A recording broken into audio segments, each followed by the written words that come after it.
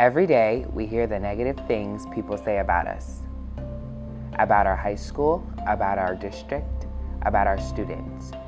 But please, don't believe the hype. For us, there is nothing better than being a Red Knight. Around here, we bleed red and black. We are a family. We're dreaming big, shining bright, and achieving our goals big and small. Now we know there will be haters and non-believers and doubters. But then there will be us, proving them all wrong. You know why? Because we started from the bottom and now we're here. And that makes us all RSD proud. Being a Red Knight to me means a family, a sense of family. We're the biggest high school in Pennsylvania, but yet you still feel like you know everybody. Everyone goes to their sporting events, everyone participates in school activities like fundraisers, help out all the clubs. It's just a huge family up here at the Hop.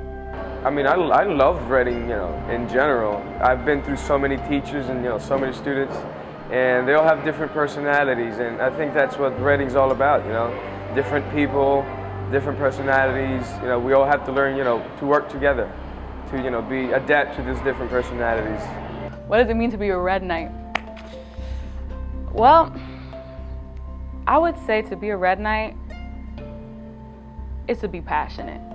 You gotta be passionate to be a Red Knight, because especially with all the negative assumptions from everybody else, you have to be strong enough to say, yeah, I'm from Reading and I'm a Red Knight and I'm gonna do something with my life.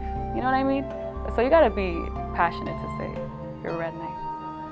I've always loved growing up here. I know I have a lot of friends in the outlying districts and stuff, and they're all great people, but they don't have the diversity that we have here, and that's something that growing up, I'm so glad that I grew up around that, because it really was this amazing experience to get to know these people that in other places you don't get to meet, and just being a part of that is so cool, and not just being surrounded by everyone kind of acting the same.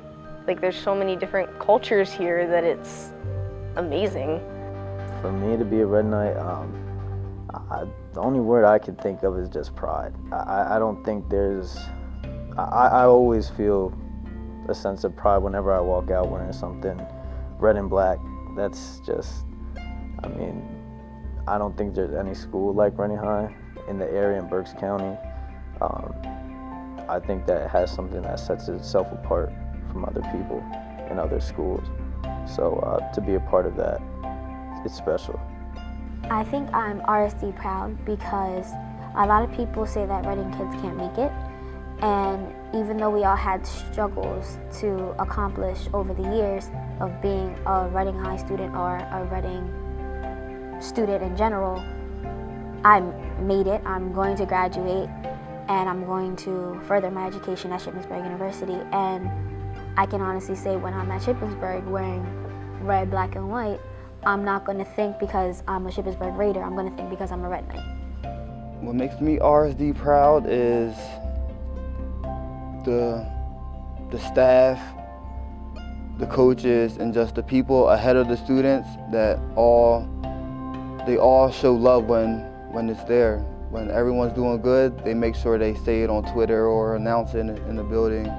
And that means a lot to us, and they might not think it, but just having our names out there, that makes us really motivated and feel really good about ourselves.